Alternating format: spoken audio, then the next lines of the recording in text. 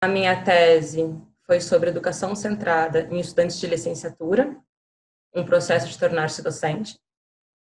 E o que eu fiz, então, foi trabalhar com alunos de licenciaturas da UNB, a partir de um outro viés, um viés centrado em estudantes, promovendo diferentes aprendizagens, inclusive em relação ao tornar-se docente. A justificativa para essa pesquisa, ela está bastante relacionada, ela é pessoal, mas também acadêmico-científica e social. Na minha trajetória pessoal, eu tenho todo um percurso de busca por práticas educacionais centradas em estudantes e democráticas. E em 2014, eu finalizei meu mestrado, e a minha pesquisa foi na educação do campo, no curso de licenciatura em educação do campo. E uma das coisas que mais me mobilizou foi justamente as relações que tinham se constituído em sala de aula e a forma como os conhecimentos foram produzidos. E em 2016, eu fui professora substituta da Faculdade de Educação da UNB, e no verão, antes de começar as aulas, eu li um livro do Carl Rogers que chama Liberdade para Aprender em Nossa Década, que é um livro base para a educação centrada em estudantes, a partir da abordagem centrada na pessoa. E eu busquei trabalhar com as minhas 10 turmas, num formato mais aproximado com a educação centrada em estudantes. E uma coisa que eu percebia no primeiro dia de aula desses estudantes, todos os estudantes que eram de curso de licenciatura, que não da pedagogia, no primeiro dia de aula falavam que eles não queriam seguir a docência na educação básica e falavam que eles não tinham interesse pelas disciplinas de serviço da psicologia e da educação, né, das disciplinas da área das licenciaturas. E ao longo de todo esse percurso, eu fui construindo a disciplina junto com eles, num teste, né, de maneira bem, cada dia tentando um pouco mais me aproximar de uma educação centrada. E ao final do semestre, era nítida a diferença e estudantes verbalizavam isso, estavam interessados pela licenciatura, que tinham aprendido de fato, que começaram a gostar da ideia de estar em sala de aula no futuro, porque eles viram outra forma de educação na prática. E movida por isso, então, eu decidi entrar no doutorado. E essa justificativa, ela é pessoal, mas ela também é acadêmico-científica, uma vez que é produzir um conhecimento acerca da formação de educadoras e educadores, e um conhecimento que é necessário de ser produzido, de a gente repensar as formas como tem sido feito em sala de aula. E também uma justificativa social, quando a gente pensa que essa formação vai promover um maior interesse, um maior engajamento nos processos de ensino-aprendizagem, vai promover talvez uma menor evasão e pode possibilitar também que esses estudantes, então, se formem com a intenção de estar na educação básica com qualidade. Os objetivos dessa pesquisa, então, o objetivo geral foi produzir conhecimentos acerca de um processo de praxis e relações educativas centradas em estudantes de curso de licenciatura. Os objetivos específicos foram forjar espaços com estudantes de licenciatura para reflexão sobre o aprender e o ensinar na educação superior, contribuir para a discussão sobre o lugar do estudante de licenciatura nas práticas pedagógicas na educação superior e apontar potências, capturas, limites e possíveis em processos educacionais centrados em estudantes. O que eu busquei produzir nessa tese foi talvez uma nova concepção ou uma nova dobra, enfim, um novo percurso da educação centrada em estudantes. Então, é bastante comum na literatura que a gente encontre ensino centrado em estudantes ou aprendizagem centrada em estudantes. E, na verdade, eu vou falar de educação entendendo que a educação ela é ampla, ela vai envolver todos os processos, todos os sujeitos naquele contexto. E para pensar nessa educação centrada em estudantes, eu fiz uma série de diálogos, né? Então, eu trago, por um lado, a abordagem centrada na pessoa, né, que vai ter a figura pessoal do Carl Rogers, mas não se limitando a ele.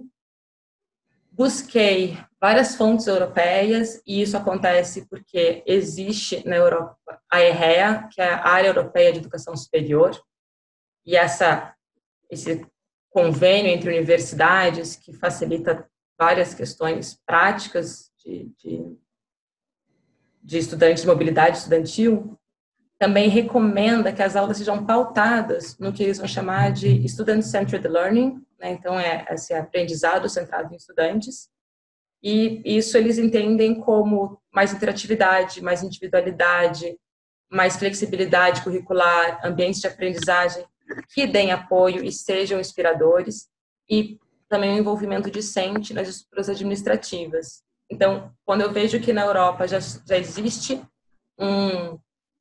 uma prática um pouco mais frequente e institucionalmente colocada, eu busco algumas produções de lá, principalmente as finlandesas. Além disso, né, eu vou percorrer um caminho na busca por um viés mais decolonial, e vou usar, então, Paulo Freire, Bell Hooks, Catherine Walsh, Walter Mignolo, principalmente, esses 4. O Paulo Freire, por mais que ele não tenha se colocado enquanto decolonial na época, as ideias dele ajudam a gente a pensar isso, e a própria Catherine Walsh coloca que ele contribuiria para isso, e talvez hoje se visse enquanto um também. Então, o que eu vejo? Que essa educação centrada em estudantes que eu propus na tese, ela vai pautar o protagonismo e o papel ativo de estudantes, vai entender esses estudantes enquanto produtoras e produtores de conhecimento, e vai trabalhar uma busca por uma maior horizontalidade, né? Então, é um outro olhar epistemológico, é uma busca por um protagonismo, e essa questão da horizontalidade é repensar os papéis de poder e de autoridade. Apesar de que Bell Hooks vai colocar que, enquanto existe uma figura que define aprovações e, eventualmente, notas, a horizontalidade total não é possível, mas a gente pode buscá-la.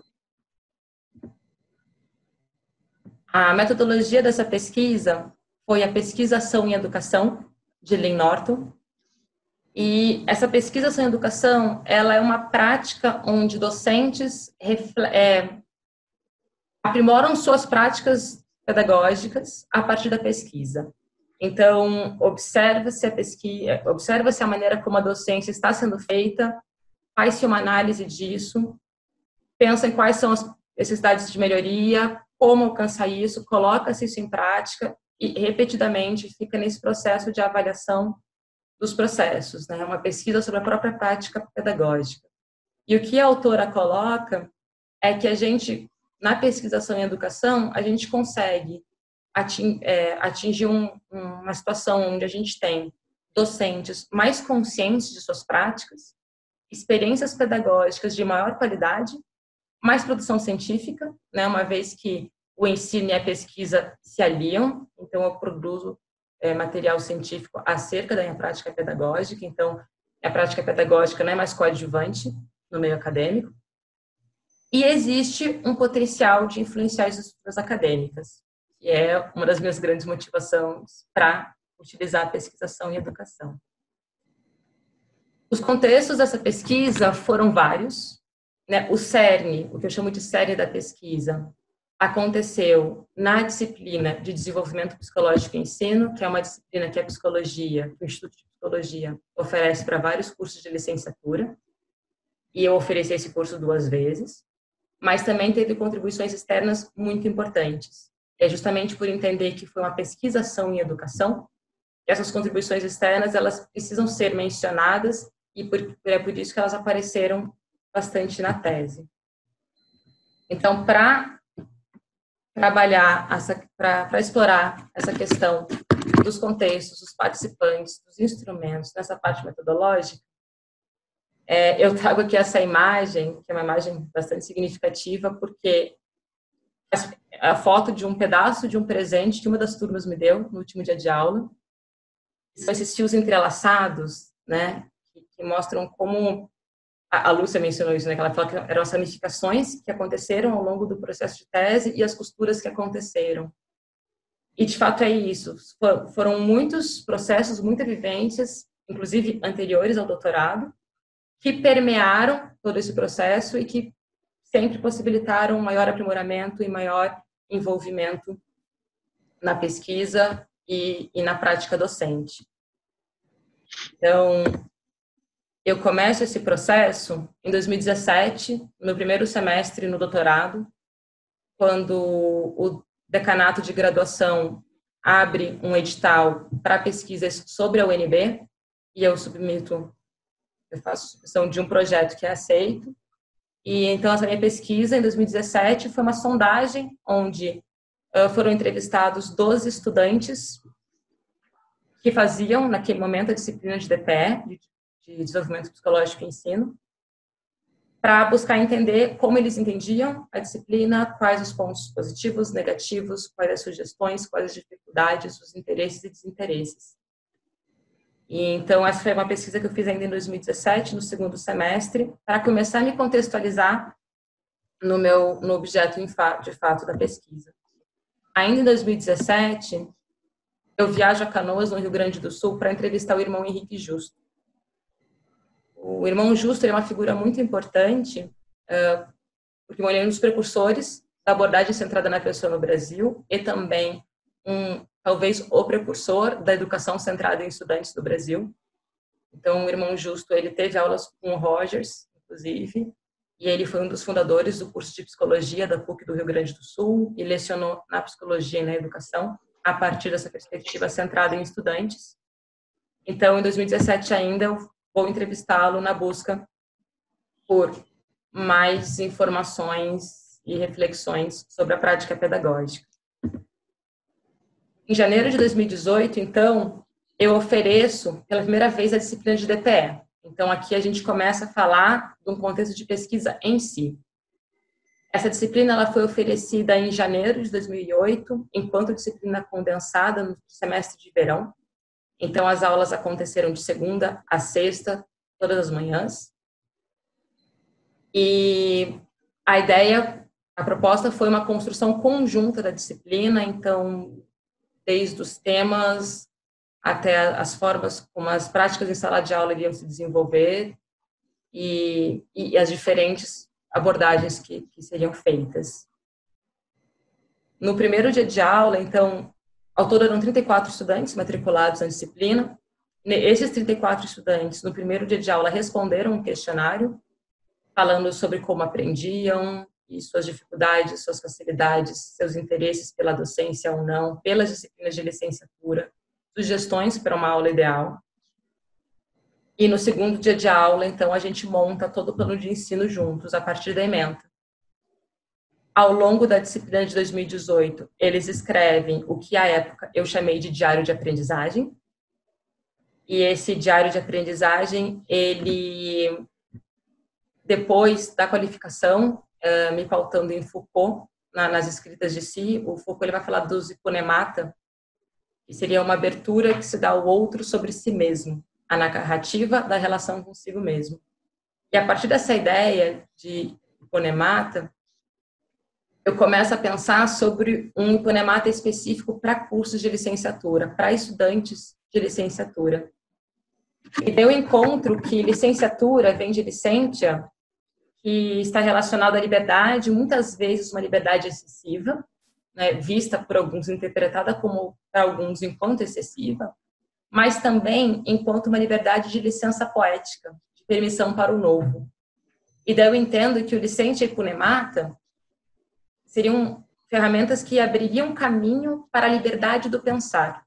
E mais do que isso, pensando então que são estudantes de licenciatura, estudando sobre os processos de ensinar e aprender, então eles estão aprendendo sobre processos de ensinar e aprender.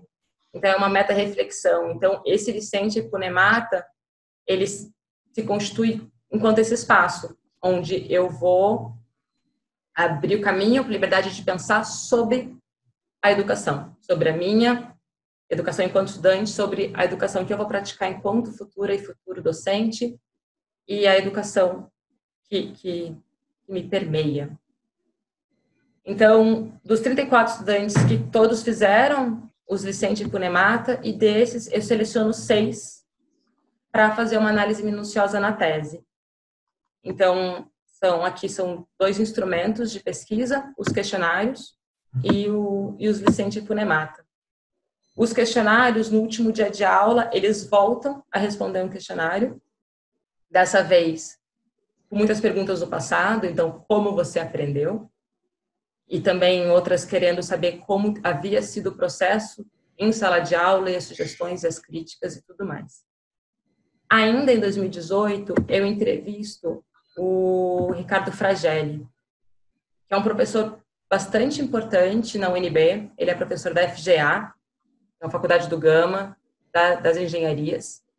E o Fragelli, ele ficou muito conhecido nos últimos anos por desenvolver uma metodologia centrada em estudantes, na qual estudantes de primeiro semestre de cálculo, que normalmente tem um índice de repetência de 80%, 90%, ele conseguiu inverter a curva, e hoje 90% dos estudantes são aprovados, né, e eles aprendem, de fato, o conteúdo. Então, o Fragelli, ele passou a ganhar vários prêmios, ser bastante reconhecido, e eu entrevisto ele ainda em janeiro de 2018, para conhecer melhor a maneira como ele fazia isso na universidade. E foi tão interessante, tão profícuo, que ele, inclusive, participou dessa disciplina de DPE em janeiro. Então, a penúltima aula da disciplina foi com ele, onde ele falou sobre as relações entre professores e alunos na universidade. É uma questão bastante importante. Ainda em 2018, em setembro, eu viajo a Helsinki, na Finlândia, e eu realizo uma visita técnica na universidade de lá. A minha motivação para ir para Helsinki especificamente foi, então, justamente por conhecer, saber que existia a EREA e por saber que a Finlândia tem um papel, né, bastante importante nas práticas educacionais atuais. Eu descubro que a Universidade de Helsinki tem um programa de pedagogia universitária, que são vários cursos em diferentes módulos que completam um total de 60 créditos. E esses módulos são ofertados de maneira livre, não precisa fazer todos ao mesmo tempo, para doutorandos e professores universitários da Universidade de Helsinki. E são cursos que ensinam professores a serem professores, então, a serem bons professores, a partir de uma perspectiva centrada em estudantes. Então, eu vou a Helsinki, lá eu entrevisto 4 estudantes, sendo 3 de graduação e 1 de mestrado, 4 professores que estavam fazendo cursos do programa de pedagogia universitária, uma professora responsável por esse programa de pedagogia universitária, um professor responsável pelos estágios dos cursos de licenciatura e uma técnica de assuntos discentes. Então, todos esses sujeitos, esses procedimentos, não fizeram parte da pesquisa da tese em si, mas sim da pesquisação, e forneceram muitos subsídios. E, além disso, eu realizei observações de 2 aulas desse programa de pedagogia universitária também. Então, finalmente, em 2019, eu realizo pela 2ª vez a disciplina de DPE, dessa vez de um semestre irregular. Eu opto por isso, por perceber que talvez uma vez só numa disciplina de verão não tivesse sido suficiente, pelas condições bastante específicas do curso. Então, dessa vez, é uma disciplina em semestre regular, no período noturno, 2 vezes por semana. E nessa disciplina estiveram matriculados 22 estudantes, que também responderam os questionários no início e no final da disciplina, e também produziram seus Licencia e Punemata. E também, então, eu seleciono 6 desses para análise da tese. É importante observar aqui que nesse percurso todo, quando eu finalmente chego na disciplina em 2019, eu trago comigo uma experiência de troca de ideias e informações com o Irmão Justo, com o Fragelli. Já dei aula em 2018, com os questionários de início e fim.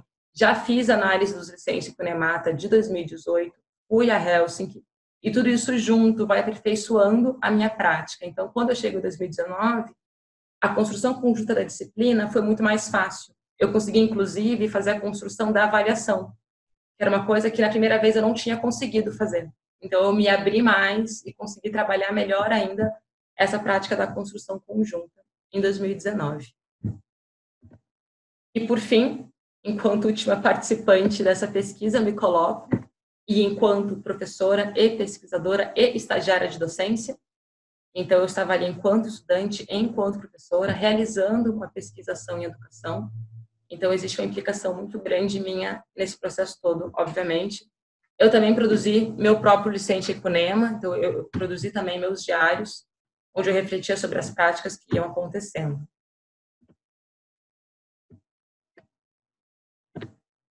Então, voltando, né? Considerações sobre esse percurso todo que eu trago aqui, né? Eu percebo, então, que uma educação centrada em estudantes, realizada no contexto de uma pesquisação em educação e dentro de uma perspectiva ética e política, de respeito e comprometimento com o outro, se constitui enquanto possibilidade de transformação de microestruturas. Também que estudantes tiveram maior consciência acerca de seus processos enquanto discentes e também futuros docentes. Os conhecimentos produzidos coletivamente oportunizaram aprendizagens mais conscientes e relacionadas com as realidades dos estudantes e, por fim, houve a construção de espaços que provocaram desestabilizações e questionamentos sobre si, seus processos, interesses e vontades. E a partir de agora eu vou trazer trechos, são 5 trechos, minha vontade era trazer todos, mas eu vou trazer 5 trechos de Licente Epunemata dos estudantes, onde eles refletem, então, sobre esses processos todos que são vividos, para ilustrar melhor. Antes de mais nada, todos os estudantes que me autorizaram a usar, que eu usei, os 12 Licente Epunemata que eu utilizei, dos 12 estudantes, cada um se nomeou como preferiu, então existem nomes verdadeiros e outros não, e nomes completos e outros não. Então, os nomes que estão aqui foram autorizados por eles. A Camila fala o seguinte: isso me remeteu muito ao primeiro dia de aula da matéria de DPE, quando no questionário nos deparamos com a pergunta: como você aprende? E foi a mais difícil de responder, simplesmente por não ter o exercício de me conhecer a esse ponto, de ter vivido muitos anos em um sistema educacional que coloca o professor como único detentor de conhecimento e o estudante como alguém que precisa aprender tudo aquilo que está sendo passado. Então, a Camila, ela vai, então, trazer o primeiro questionário, já como, na verdade, uma possibilidade de um Licente Epunema, né, por abrir essa reflexão.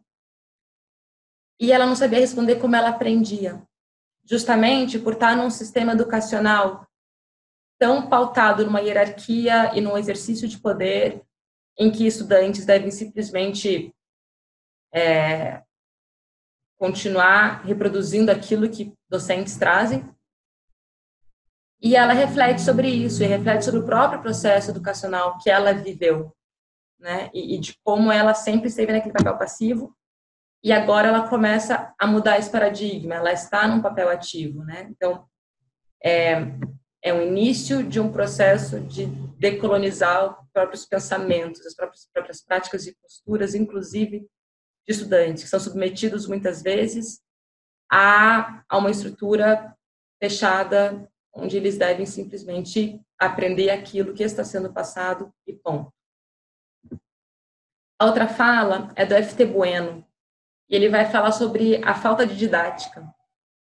E ele diz o seguinte: isso é muito comum nas disciplinas de humanas. Aula em que o professor só lê slides é uma tristeza. Desde pequeno, nos ensinam que ler o que está escrito não é ensinar. Então, ter professores que te ensinam a ser professor fazendo a mesma coisa é frustrante e aponta uma falha sistêmica na metodologia de formação de novos professores. Então, essa crítica é bastante comum que estudantes de licenciaturas têm sobre as disciplinas da área de licenciatura. Né? A gente teve essa piadinha, né? O professor de didática não tem didática. Isso é bastante comum nos corredores de sala de aula, nos corredores das universidades.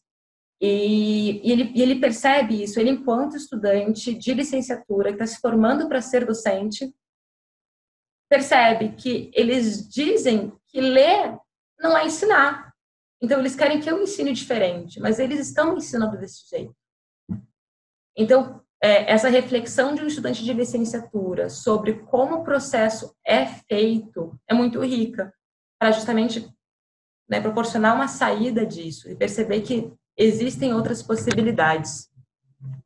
Mas, de fato, essa frustração toda acaba aumentando aquilo que eu trago lá no começo, justificativa, que são estudantes que não se interessam, abandonam as disciplinas das áreas pedagógicas, ou fazem e são aprovados de qualquer forma, sem se preocupar com o conteúdo. Porque justamente não existe uma abordagem que os satisfaça, que os acolha, que faça sentido para eles. A fala seguinte é do Zaitan. E ele fala: sobre o método de ensino dele, se remetendo a Rogers, já consigo destacar de cara que acho fantástico o que ele chama de caráter verdadeiro. Isso de você ser quem você é, tanto como professor quanto como pessoa, gera uma coisa boa, já que não é necessário ficar passando aquela imagem de superioridade, que geralmente gera desinteresse em alguns alunos. Essa face real faz com que não sejam necessárias barreiras entre o professor e o aluno, o que muitas vezes pode gerar uma empatia, que dependendo dos casos, pode vir dos dois lados. E depois ele continua: como futuro professor, eu vou buscar sempre entender as limitações dos meus alunos e, da mesma forma que a professora me ajudou com as minhas, tentarei ajudar eles com as deles, e tendo em consideração também o esforço e a dedicação deles para com minhas aulas. Primeira coisa que eu acho muito legal que o Zaitan traz e que vários estudantes trouxeram em seus licença em Funemata é a menção à teoria. Então, eles conseguem linkar a teoria que a gente está estudando em sala de aula com as próprias reflexões, com o seu passado enquanto estudante de colégio, agora na universidade, com o seu futuro profissional. Então, a teoria faz sentido, existe uma praxis. E ele, novamente, vai falar sobre essa relação professor-aluno, muitas vezes hierarquizada e existindo uma máscara, né? E quando ele traz isso, né, ele pensando nele como futuro professor e percebendo que nas disciplinas de DPE houve uma outra forma de estabelecimento de relações, de possibilidades, de construção de conhecimentos, ele quer fazer igual. Então, a importância de viver, de ter essa experiência na prática para poder levar para a sua prática futura. E depois tem a fala de Josué, ele fala que no início ele não estava muito disposto, né? Achava que seria maçante falar sobre o ensino de uma matéria que não me agrada. Fiquei feliz de estar enganado. Deixei minhas experiências passadas e falta de afinidade julgarem por mim.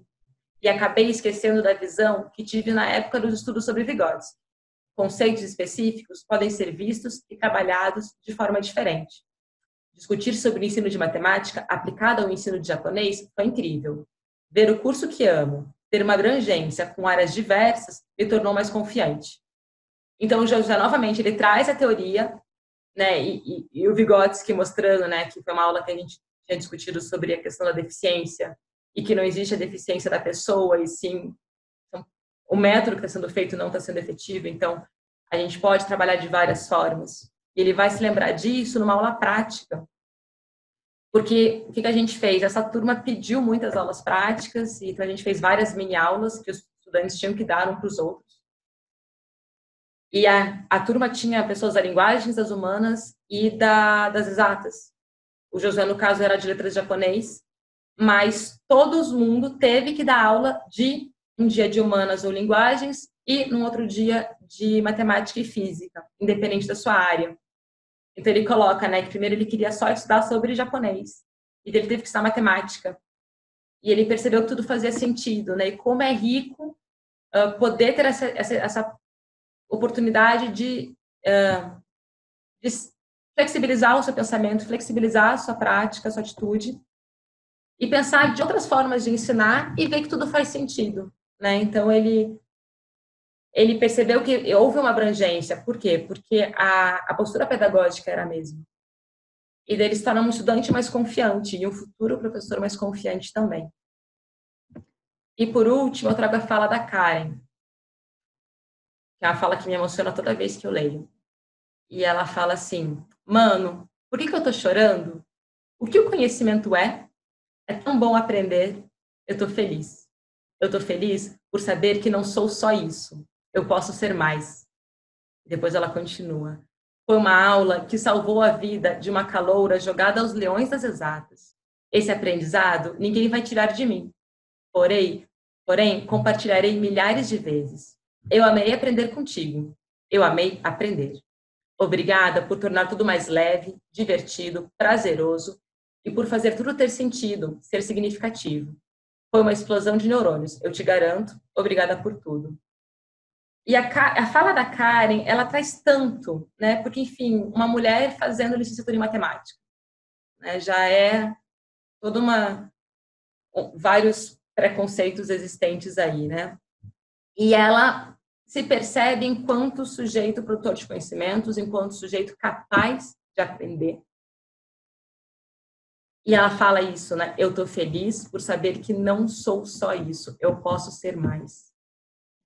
Então, essa ideia dessa educação centrada em estudantes, ela vai contribuir, então, para que a gente consiga justamente inverter a ordem como as coisas estão colocadas, né?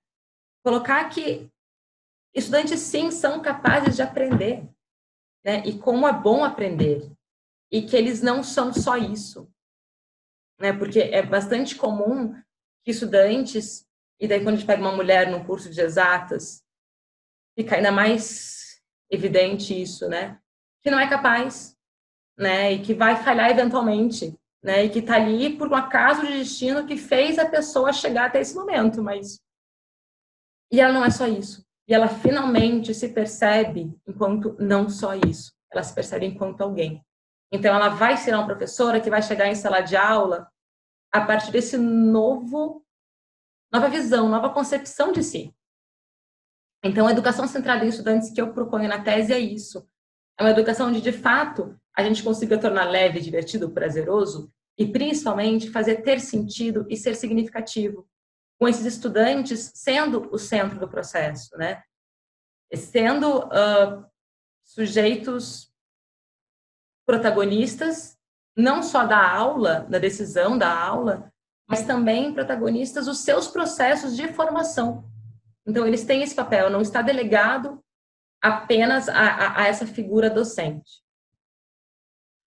E para finalizar, já finalizando, eu quero fazer um reconhecimento de coprodução dessa tese, entendendo que, por mais que eu tenha escrito quase que em todas as páginas em primeira pessoa, essa tese não foi escrita só por mim. Então, eu coloco aqui o nome dos 12 estudantes de quem eu analisei os licença em Cunemata, mas, na verdade, todas as outras pessoas que participaram de todos os meus processos, desde antes do doutorado, e principalmente da trajetória que eu mostrei anteriormente, eles são coprodutores aqui também. Mas eu quero nomear esses 12 estudantes, porque eles foram fundamentais para que essa tese fosse escrita. Então, reconheço a coprodução de todo esse conhecimento dessa tese, de Camila, Daniel Tavares, FT Bueno, Freitas, Gabriele Maria, Isabela de Castro, Joelle, Josué, Júlia, Michele, Karen Lima e Zaitan. E eu finalizo com um lema de autonomia e liberdade. Então, logo que eu comecei, fui professora substituta pela primeira vez na UNB, em 2016, eu escrevia no canto esquerdo do quadro... Ju, tá difícil. Você podia começar de novo esse slide? Esse da autonomia e liberdade? Tá enroscando um pouco, acho que o microfone. Bom, esse tema autonomia e liberdade, ele não foi meu lema desde o início da minha prática docente. Em 2016, quando eu fui professora substituta da UNB pela primeira vez, na Faculdade de Educação, meu lema era autonomia e responsabilidade, porque eu achava que era importante que estudantes tivessem responsabilidade para exercer autonomia. E eu mantive esse lema por muito tempo, então todo dia no canto esquerdo do quadro eu escrevia autonomia e responsabilidade e algumas informações sobre a disciplina, sobre o dia, sobre o cronograma. E em 2019 eu leio a Catherine Walsh falando sobre a Escoelita Zapatista, numa comemoração do Levante, e o lema da Escoelita Zapatista era autonomia e liberdade. E nesse dia eu penso que a responsabilidade parecia ser algo exigido por um elemento externo, enquanto que a liberdade era uma abertura à experiência. Então, nesse mesmo dia eu mudo meu lema e eu passo a usar autonomia e liberdade todo dia no canto esquerdo do quadro, porque eu entendo isso, eu entendo que é só com autonomia e com liberdade que a gente consegue construir de fato essa educação centrada em estudantes e consegue caminhar para essa mudança de um paradigma epistemológico, a gente consegue caminhar para uma mudança nas relações que são tão hierarquizadas hoje em dia na relação entre professores e alunos. Então é isso. Agradeço.